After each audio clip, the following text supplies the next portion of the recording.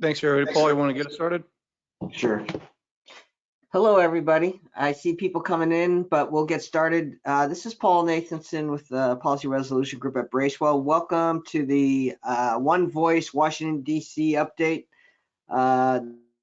You based on parliaments, the latest regulations going on the so do these this is our 7th millionth update.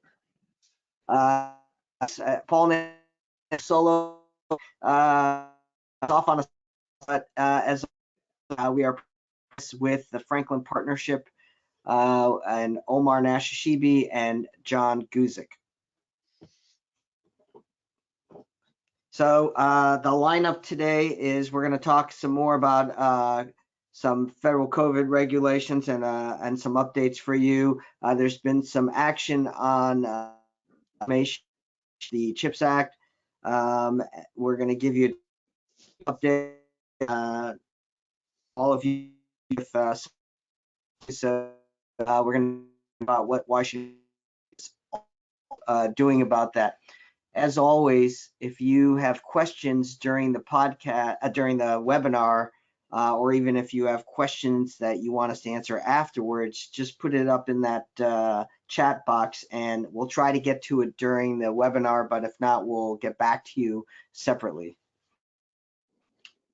It over to John and to get John, you want to talk about yeah, I'll talk a little bit about what's going on with the CDC with some recommendations. And Paul, just a little technical thing. You seem to be cutting in and out your microphone on your presentation. So before we get back to you later on, you might want to take a look at that. The CDC came out with some booster suggestions. For example, when am I up to date with my booster?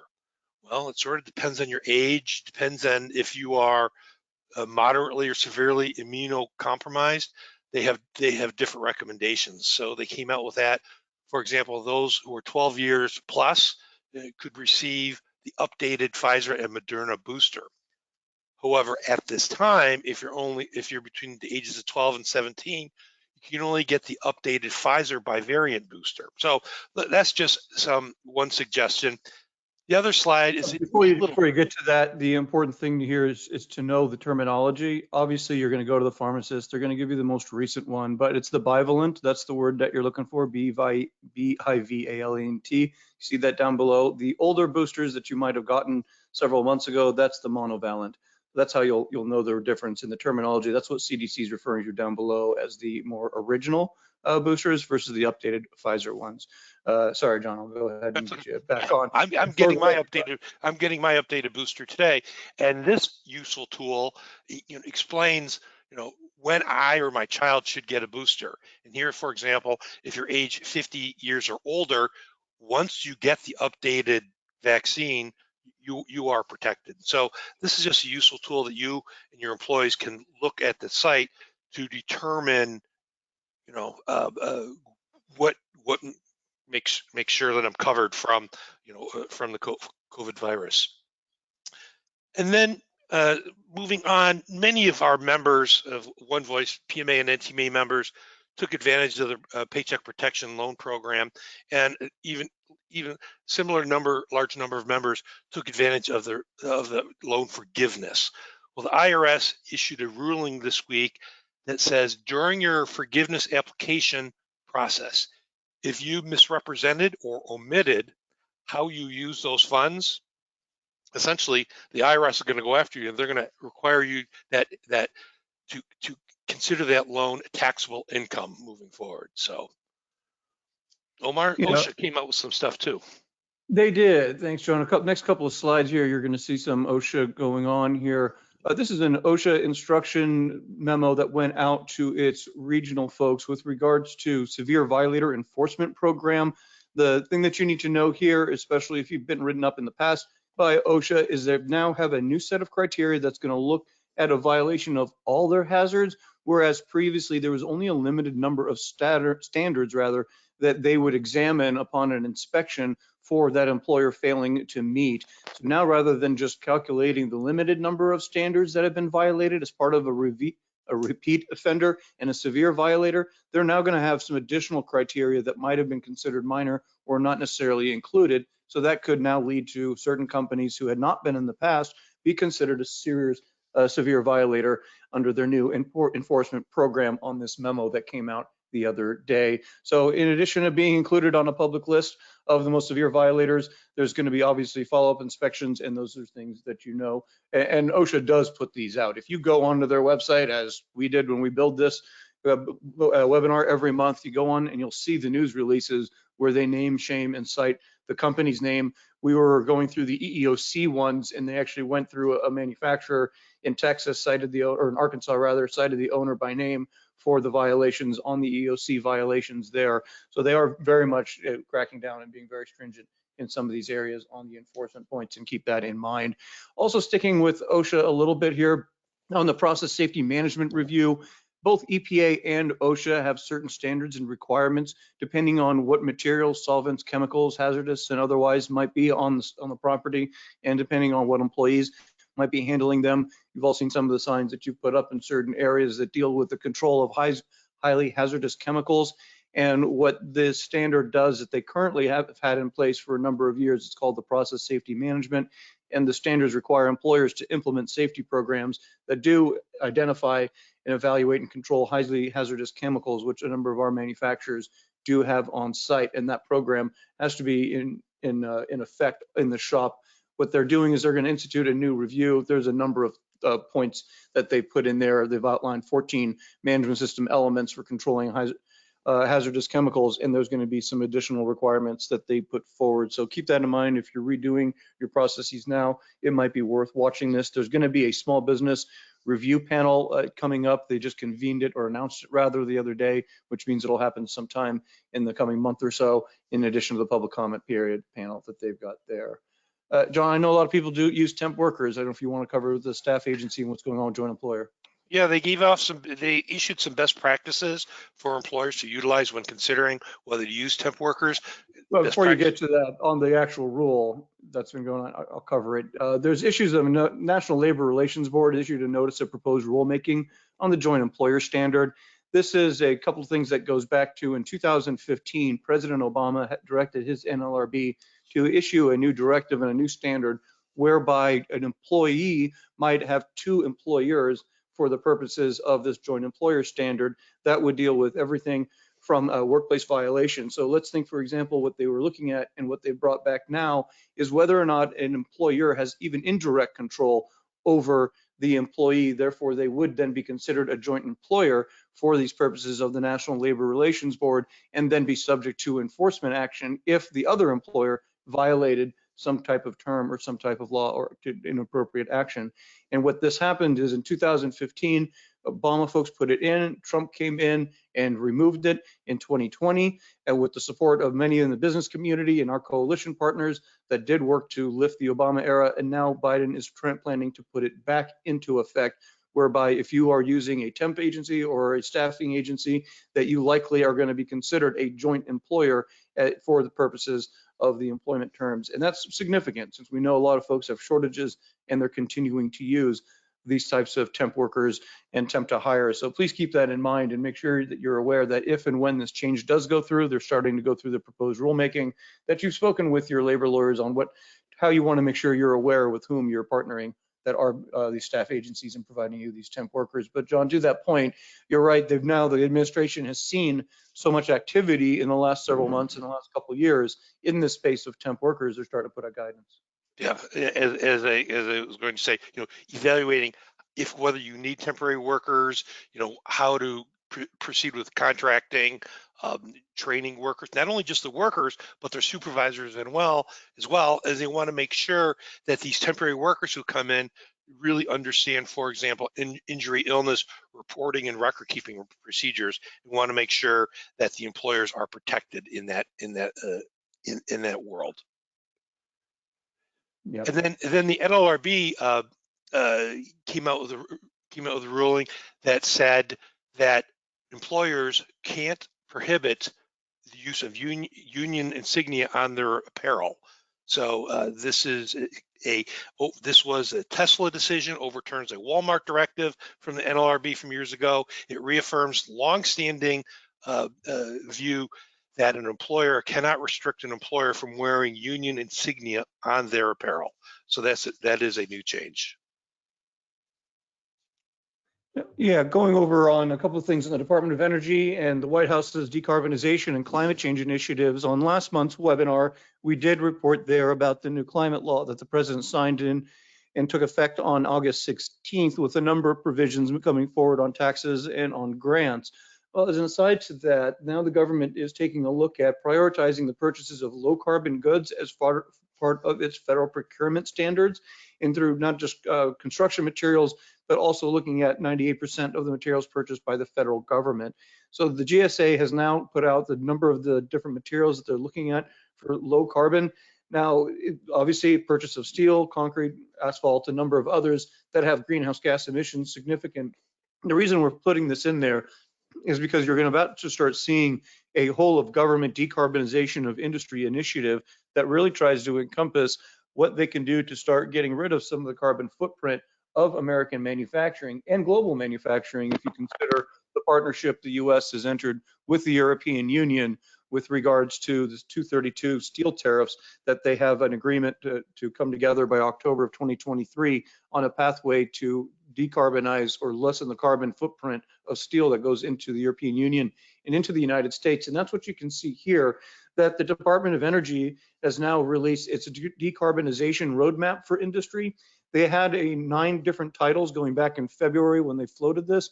They've narrowed it down to 5 areas on which they want to focus. And you'll see right here that iron and steel is a significant area on which the Department of Energy wants to take a look at for ways that they can decarbonize industry. And what this means is just like it sounds. They want to have manufacturers reduce their carbon footprint, obviously without reducing their productivity and efficiency, but they need to find a way. They're urging industry to find ways. Just to give you a quick example here, the steel decarbonization roadmap, these are just a few of the bullets that the Department of Energy put out there on transitioning to low and no carbon fuels to expand industrial electrification.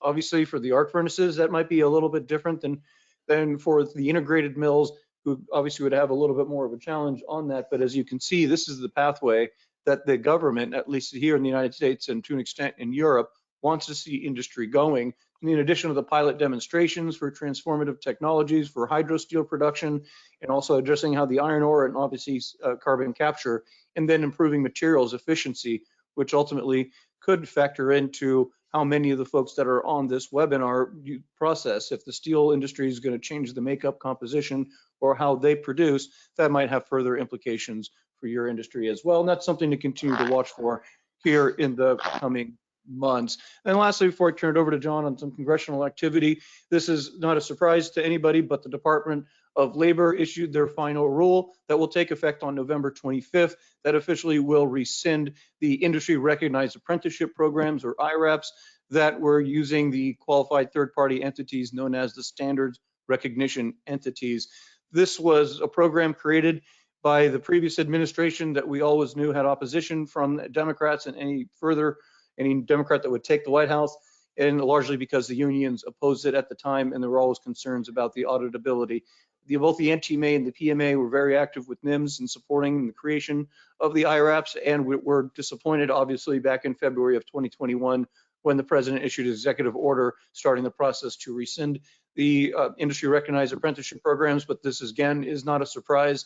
The emphasis being made by the administration is on registered apprenticeship programs, and NTMA had a representative in Washington, D.C. at the White House on September 1st as part of the Apprenticeship Ambassador Initiative, and also part of the Talent Pipeline Challenge initiative as well. So that's where the focus is on apprenticeships. It's going to be on registered. But John, we've had a couple of last minute things happening here on Capitol Hill. I'll turn it over to you, since this Corporate Transparency Act Part 2 is really what the enablers is. Yes, we signed a letter with 75 other organizations urging the Senate to strike the Enablers Act from the National Defense Authorization Bill. This legislation was inserted in the House passed version, and we're working to get it struck out. It dramatically expands the reporting requirements under the Congressional Transparency Act. Interestingly, it was just this past week that the department issued a final rule on the original Congressional Transparency Act, which delayed the effective date till 2024. And so we're putting the House wanted to put a new regulation on top of an old regulation that is yet to be implemented. So what does it do? It requires establishing anti-money laundering standards, and basically anybody who deals with corporate or legal entities, trust responsibility, third-party payments, accountants who deal with certain financial transactions would fall under this reporting requirement. And it's a true additional burden when we haven't seen the Corporate Transparency Act fully implemented yet. And so that is why we have been actively pushing back on that. Then the big news, and it's probably going to happen during the course of this webinar, is Congress going to pass a continuing resolution to keep the government funded. The Senate passed it yesterday with an overwhelming bipartisan vote of 75-25. The House is supposed to pass it today, which is going to keep the government funded through December 16th. So that's just spending last year's money, spending money at last year's level. So when they come back after the election, they have till December 16th to either pass an omnibus budget, which funds the government through the rest of the year, or does the outcome of the November elections impact what they do? Do they pass another and continuing resolution to keep the government funding through sometime in March? We'll wait to see. But the bottom line is the Congress still has not had their work done to keep government funded. What is in this bill, in addition to funding the 12 appropriations bills, it does include money for FEMA emergency management, low-income heating assistance, and Ukraine. There was a lot of controversy in this past week in Washington over whether the continuing resolution would include Senator Manchin's energy permitting reform legislation to be included. In the end, that legislation was not included in it, and so Manchin is looking at other areas, perhaps in national defense authorization, to have his permitting bill inserted. Having said that, there's bipartisan opposition. Some of the progressives, many of the Republicans are opposed to that permitting reform legislation that's proposed by Manchin.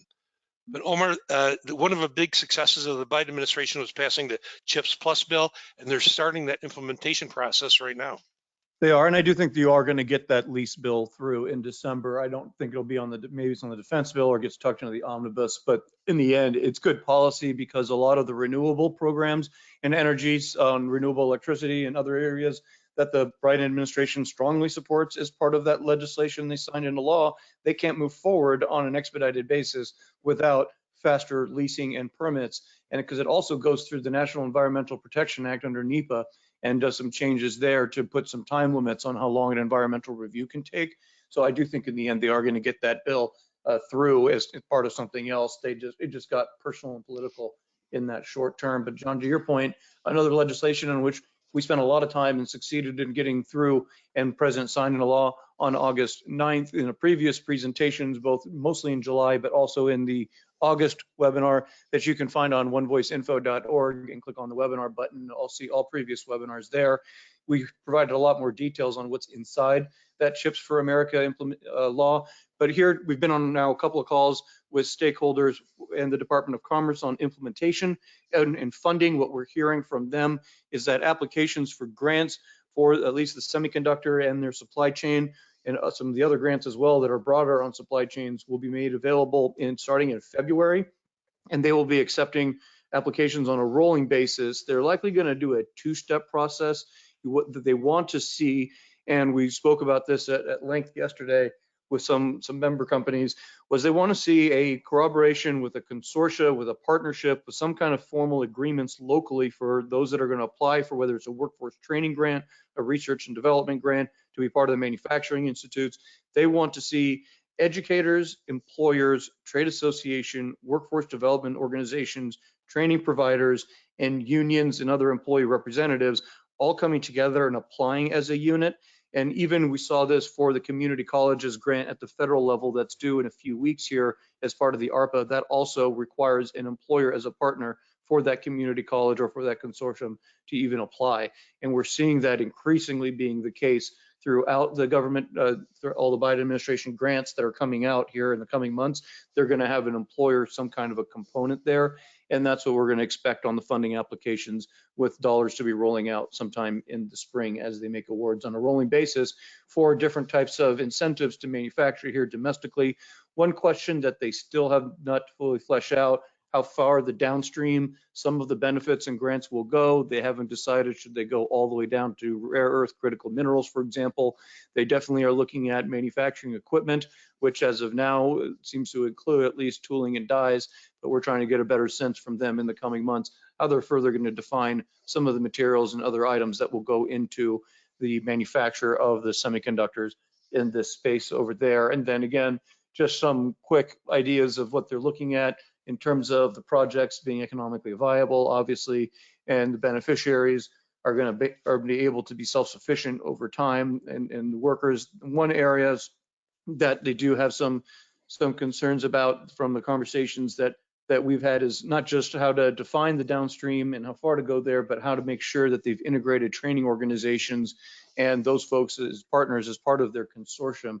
And I think that what they've told us is there's going to be 2 areas for training organizations and associations to partner, and that will be either directly as a partner in a consortium or going through the National Science and Technology Council. The NSTC is going to put out further information on that. With regards to the 2-stage process or applications, we'll again start seeing that happen in February, because the Department of Commerce really wants to see the full engagement of stakeholders. With that, John, let's just talk a little bit about supply lines. This is the federal government's beige book from the banks that they put out that some of our members have commented on in the past. We just wanted to give folks a flavor of what supply lines look like in the next few slides. Yeah, we're gonna go through a few charts. Talk about the good, the bad, and the ugly. This is a good slide, which, as Omar said, is part of the beige book, where the supply chain challenges seem to be improving. This chart shows that we're back to levels of probably in March of 2021. We're not over the hump on supply chain challenges, but the supply chain is improving. The next slide, we have all heard about the challenges at the ports of Los Angeles and such. Well, while those challenges have not been resolved, they've been improving, but we're seeing more and more rail challenges. And this slide shows some of the major rail facilities in Los Angeles and Memphis, Savannah, and others, about how we may be improving on the shipping side, but once we get the material, in the ports and on the docks, it's not moving because of some of the challenges in the rail in rail. And so this chart just demonstrates that the highest column there typically is from the port of Los Angeles. And then the next slide, really is a good demonstration of how the Chinese economy is slowing. This is a comparison from 2021 actual to July of 22 projected, as well as September. And it shows a real reduction of economic activity in China. And if you look further down, the 3rd and the 6th is Malaysia and Vietnam. And so while you see China's economy slowing down, you see Malaysia and Vietnam improving. And so I thought that was just an interesting demonstration. We just thought this was an interesting demonstration of how China's economy is slowing down. Yeah, so give us some context here. A couple of things are happening starting on October 16th. The Chinese Communist Party is going to begin their election process to give President Xi Jinping likely his 3rd term in office, an unprecedented move. And obviously they've had a COVID-0 policy. There's increased speculation that after he's coronated in a few weeks, then likely we'll start to see maybe an opening up and a loosening of the COVID-0 policy, although there is increasingly concern that despite their now just having an mRNA being approved recently, there's just so little immunity due to lack of exposure due to, again, that COVID-0 policy. So we do expect some kind of an increase in their economic activity starting in November. With the reports we just got out are while the services are still down in China, the factory production did have a tick up last month. In the context of Vietnam, and this is something that I've been telling folks since the new NAFTA was signed, that I think no other country other than maybe Mexico, Vietnam is really the greatest beneficiary of the Trump tariffs and of the new NAFTA. And you can see that in the Vietnamese numbers, where now they've got one of the larger shares of US exports. So it's not that you've got more production returning here, it just some of it moved over to Vietnam, and you can see that bearing out in the numbers that are coming together there. And so to keep that in mind as you figure out where your next competition might be coming from, and also coming from the where is the economy going and where are we heading. And we'll turn it over to Paul here in a minute to talk about the aluminum pricing and some of the steel issues going on. But this typically tells you when we're looking at several months in a row now of contraction in terms of the imports coming into the United States, that does tell you that we are starting to see some kind of an economic slowdown, at least on the retail and the merchandise side for direct consumers, despite us still continuing to see factory productions up. We just got a jobs report with an unemployment report yesterday with only 193,000 seeking unemployment insurance, which is a significantly lower number than you would expect when we are heading into a downturn. So industry and NTMA and PMA members are reporting things are still going well. But Paul, how are some of their inputs looking when it comes to aluminum and steel? Well, the good news is that steel prices and aluminum prices have come down. So the prices are still elevated to our trading partners. Hot, particularly the reports, at least through that I get from Argus, is through Argus Media, is particularly coming down.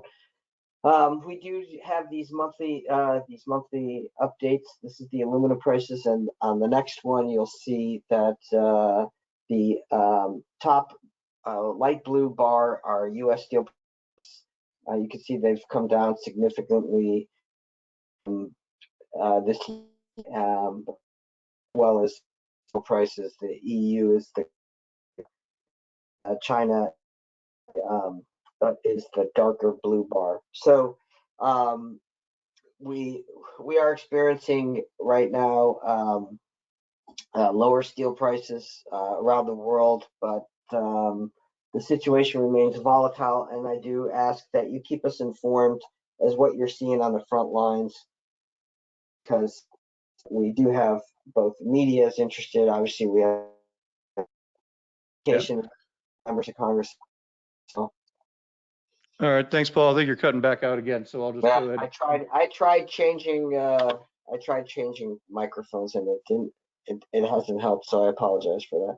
No worries. I think that was helpful to run through one last item here in the steel world, especially for our NTMA folks for whom we lobby quite extensively on this in the case in 2017.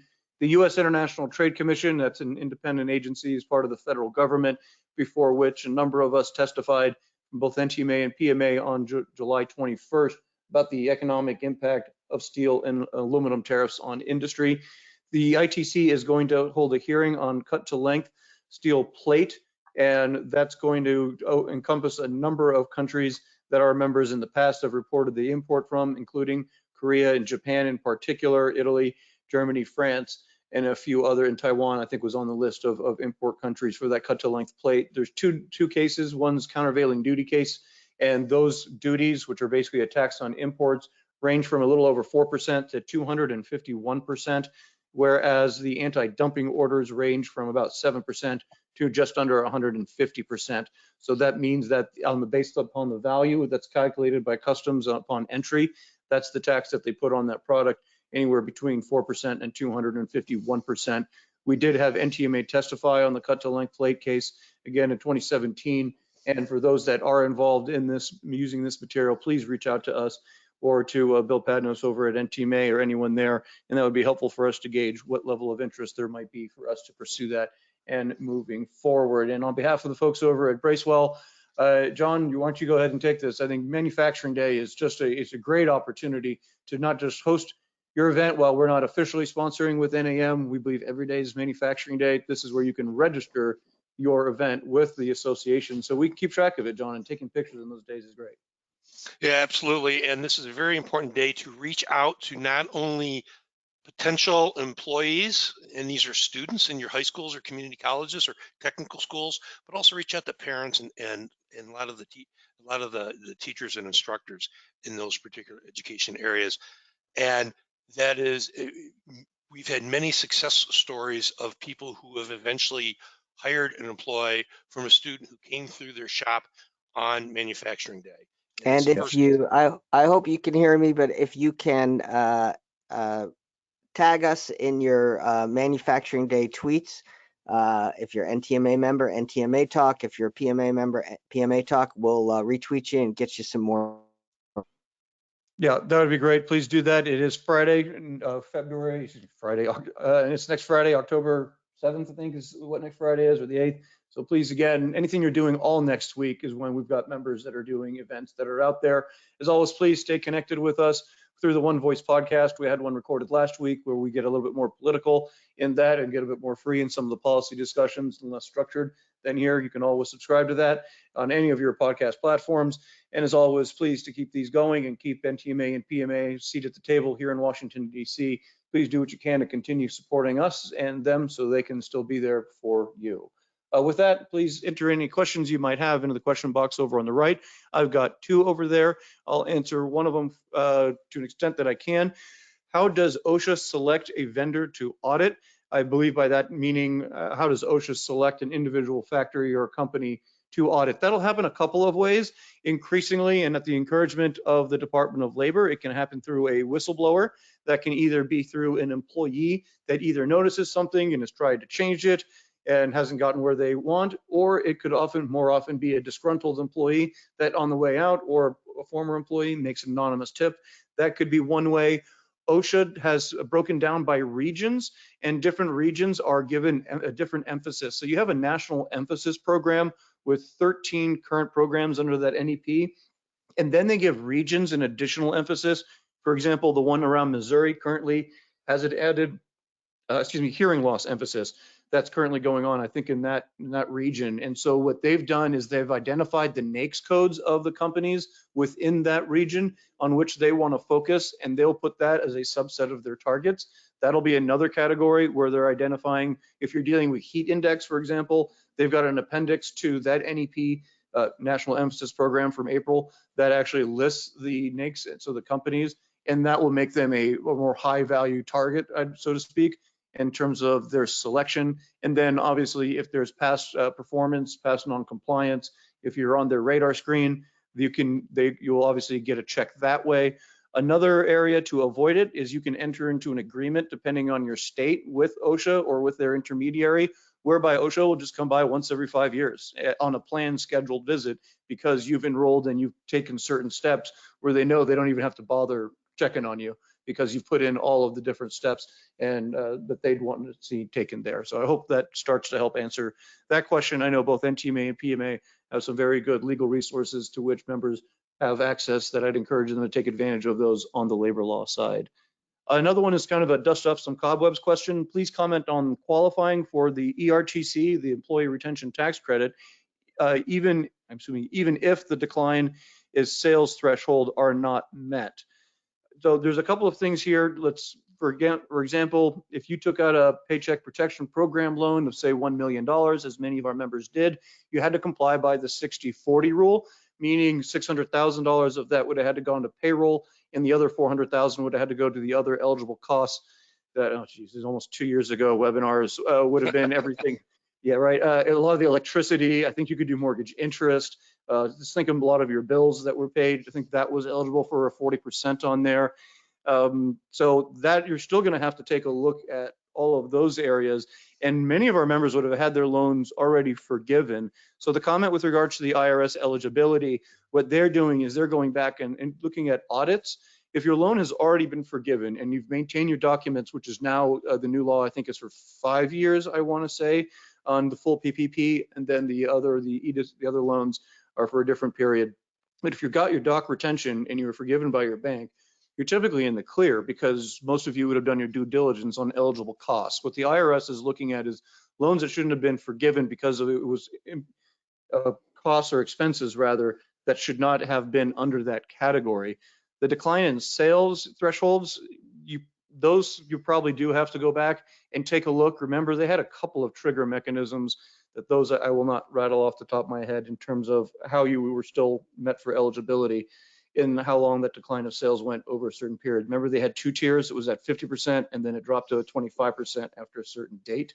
So to the questioner, we can go ahead and look at that, but that's probably a CPA question at a certain point. But I don't think it was the IRS's intent to be focusing on a drop of sales. It was more on items that were excluded and should not have been part of a forgiven part of the loan. Any other questions? I know that's kind of a long partial answer to that question. No. Okay, thanks everybody. We're gonna have a new date for the next event. Hopefully everyone, NTMA side at least, is going to the NTMA Engage event. That's gonna be held, I believe, October 25th to the 28th in Kansas City, which means the last Friday of October, which will put our next webinar on Tuesday, November 1st at noon Eastern.